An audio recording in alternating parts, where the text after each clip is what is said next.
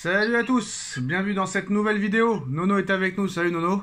Salut Sacha. Enfin la fin de la trêve internationale, Nono. Les championnats reprennent ce week-end, la Ligue des Champions reprend avant une nouvelle trêve internationale dans 3 semaines.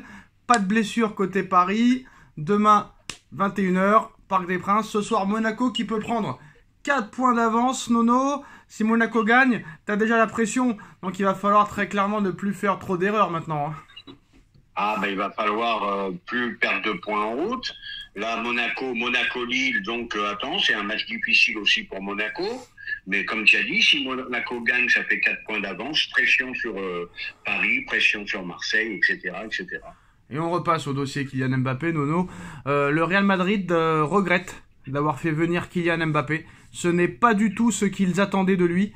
Déjà, c'est un caprice de Pérez. Il n'y a que Pérez qui le voulait.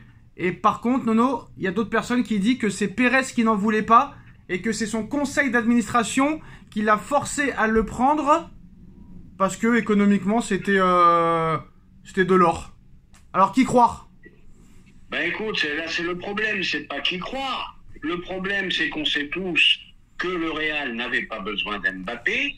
Alors c'est possible que ça soit un caprice de Pérez ou du conseil d'administration, mais on sait très bien que c'est une affaire commerciale, bande de maillots, etc., icône mondiale, donc voilà. Mais au niveau sportif, purement sportif, le Real, je le dis et je le maintiens, n'avait pas besoin d'Mbappé. La preuve, ils ont gagné la Ligue des Champions sans lui. Alors Nono, l'Autun est vraiment très affecté psychologiquement par le tumulte suscité par cette affaire. Ceux qui le connaissent bien le voient, plus triste que jamais. Il a trouvé refuge dans le travail depuis qu'il est revenu de cette escapade suédoise à l'entraînement à Madrid. Mais apparemment, il est très affecté psychologiquement. Oui, affecté. Moi, ça me fait rire. Il travaille pas avec le marteau-piqueur. Le mec, il a quand même dépensé pas loin de 200 000 euros en 2 jours. Bon, moi, j'en veux beaucoup des gens affectés comme ça. Voilà. Moi, je les plains pas, parce que ils payent leurs conneries, tout simplement. Des boîtes de nuit, t'as pas besoin d'aller à Stockholm, tu vas à Madrid, mon frère. Tu vas à Madrid, tu vas à Barcelone, tu vas à Ibiza, tu t'éclates. Qu'est-ce que t'as été foutre à Stockholm? Alors les chiffres, voilà. Les chiffres, c'est presque ça. Kylian Mbappé aurait dépensé environ 150 000 euros lors de son séjour en Suède. Et selon l'équipe, le coût de la virée serait estimé à 100 000 euros. Et d'après d'autres médias, la privatisation d'une salle de ping-pong dans la boîte de nuit lui aurait coûté environ 43 000 euros. Donc t'es pas loin, Nono, 150 000 plus 43 000. Ah non, on est à plus que ça, parce que... Ah non, ça fait 143 000, ouais, c'est ça, c'est un truc comme ça. Voilà, donc moi je veux pas plaindre ça. Attends, ça c'est le salaire de je sais pas combien d'années à une personne normale. Donc voilà, faut arrêter, il est pas bien, machin, psychologiquement et tout. C'est lui qui s'est donné le bâton pour se faire frapper, tout simplement. Voilà, je le dis et je le répète. Va à Barcelone, Pépère. Va à Barcelone, va à Madrid, qu'est-ce que t'es parti faire à Stockholm, Et tu penses qu'il sera titulaire demain contre Celta Vigo? Ils vont le mettre titulaire, tu penses? Oui, mais attends, tu verras, demain il sera titulaire, il y a de fortes chances qu'il peut marquer, faut pas non plus tout voir en noir. Il peut te faire un doublé et c'est reparti, la saga Mbappé, voilà. Alors Nono, il y a un truc qui m'a surpris hier, parce que on connaît des fois le chauvinisme dans le football. Marca, média pro-madrilène, a élu Lionel Messi meilleur joueur de tous les temps. Et on rappelle qu'il s'agit quand même d'un média madrilène, Nono. Donc Marca a même fait le déplacement jusqu'à Miami. Est-ce que Madrid va bien le prendre, ça, Nono?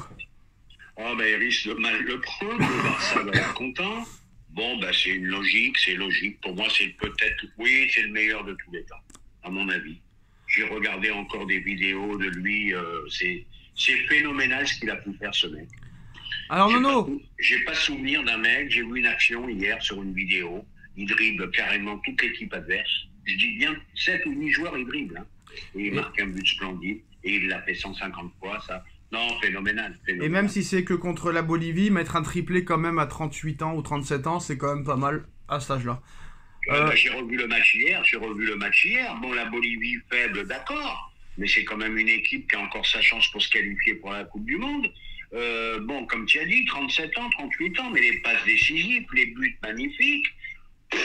Voilà. Qu'est-ce que tu veux que je te dise? Alors, Nono, Imbroglio hein, dans le dossier Guardiola, parce qu'on pensait que Guardiola était le favori pour entraîner l'Angleterre, mais apparemment c'est Thomas Tuchel qui va devenir entraîneur de l'Angleterre. Mais on dit quand même que Pep Guardiola est sur le départ et que le favori pour le remplacer est Xabi Alonso. Alors, est-ce que ça va être vraiment Tuchel qui va être l'entraîneur? Est-ce que Guardiola va partir dans un autre club? Comment ça va se passer? Ah bah Tourelle, pour moi, c'est fait pour l'équipe nationale. Guardiola, bah, il est peut-être au bout du cycle. Hein. Ça fait combien? 7 ans, 8 ans, 9 ans? 9 ans. 9 ans, c'est vraiment un long bail. C'est comme Deschamps, il y a l'usure du pouvoir, peut-être. Bon, peut-être qu'il peut prendre une année sabbatique. Ouais, mais il y a plus d'usure avec Guardiola qui a 11 mois de compétition sur 12 que le Deschamps qui a 2 matchs tous les 3 mois. Hein. On est d'accord. Mais malgré tout, ça fait quand même beaucoup. Peut-être que les joueurs ont besoin d'un autre discours, on va savoir. Donc voilà. Bah, après Xabi Alonso, moi je croyais que ça allait être le remplaçant de Ancelotti au Real. Là, tu me dis Manchester City, je sais pas. Ah, mais ça veut rien dire, c'est pas parce qu'il est dans les papiers de City qu'il va signer à City obligatoirement. Hein. Oui, mais c'est pour ça, je suis surpris, parce que je pense que sa priorité, ça va être le Real. C'est un ancien du Real. Eh oui. On parle aussi d'un départ d'Haaland cet été. Toi, Haaland, tu le prendrais l'été prochain ou pas? Honnêtement. Bien sûr, le problème, je le prends, mais il n'a pas envie de venir. Alors ça m'ennuie. Ouais, mais tu sais, avec l'oseille. Hein. Oui, de toute façon, tout s'achète, malheureusement. Mais sinon, admettons qu'ils veulent venir. Tu prends lui, tu poses 250 millions sur Yamal. Tu fais quoi? Ah, ben moi, on a vraiment besoin d'un neuf, d'un mec qui met des pions. Donc, Haaland, ça serait vraiment la recrue. Ouais, idéale. mais le problème, Nono, c'est qu'Haaland, il met des pions contre des petites équipes et pas contre des grosses. C'est ça le problème en ce moment. Ah oui, bah alors comment on fait alors? Non, mais c'est pour ça. Mais non, mais je te dis, moi je te donne les stats. Contre Portsmouth, contre Brighton, contre Aston Villa, il va te mettre des doublés, des triplés, des quadruplés. Mais dès que ça va contre Liverpool, Manchester United, Arsenal, Tottenham, Chelsea, etc., bah, ça marque plus. Et en Ligue des Champions, encore pire. Bon, moi, je vais te dire, le seul qui me fait kiffer en ce moment, c'est pas Haaland, c'est Yamal. Pour moi, ça va être le futur numéro 1. Tant pis pour Mbappé. Je pense qu'il va être plus que fort. Il va être exceptionnel. Voilà, c'est le seul qui me fait kiffer en ce moment dans le football moderne. Mais ils sont pas en train de le tuer à 17 ans? J'espère qu'ils vont le protéger un peu. Regarde comment il s'appelle. Gavi, c'est ça? Ouais. Et son collègue, comment il s'appelle? Pedri, blessure sur blessure. Faut faire attention quand même. Mais là, c'est un bijou, celui-là. Hein. Celui-là, c'est un bijou. Le Nico Williams, un petit peu en dessous, mais très très fort aussi. Vraiment, l'équipe d'Espagne, ils ont 2 petits phénomènes. Là, ils ont de quoi faire. Hein. Bah, on verra ce que ça donnera dans la suite.